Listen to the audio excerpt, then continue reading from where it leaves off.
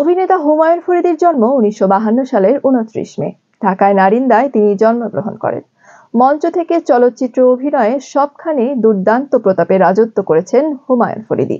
তার অসাধারণ সৃষ্টিকর্ম আজও দাগ কাটে ভক্তদের মনে। বেঁচে থাকলে ৭৪ বছরে পা রাখতেন তিনি। কিংবদন্তি এ অভিনেতার জন্ম ঢাকায় হলেও শৈশব কৈশোর কেটেছে ঢাকার বাইরে।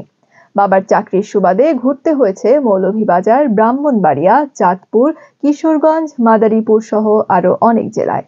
যে কারণে প্রাথমিক থেকে উচ্চ মাধ্যমিকের পড়াশোনাও হয়েছে তার বিভিন্ন জেলার বিভিন্ন স্কুলে। চাঁদপুর সরকারি কলেজ থেকে এইচএসসি শেষ করেন ১৯৭০ সালে। স্বাধীনতার পর অর্থনীতি নিয়ে ভর্তি হন জাহাঙ্গীরনগর বিশ্ববিদ্যালয়ে। সেখান থেকে প্রথম শ্রেণীতে প্রথম স্থান অধিকার করে অনার্স সম্পন্ন করেন। বিশ্ববিদ্যালয় জীবনে নাট্যজন সেলিম আল দীনের সঙ্গে ঘনিষ্ঠতা বাড়ে হুমায়ুন ফরিদীর। ১৯৭৬ সালে সেলিম আল দীনের উদ্যোগে জাহাঙ্গীরনগর বিশ্ববিদ্যালয়ে শুরু হয় নাট্যোৎসব।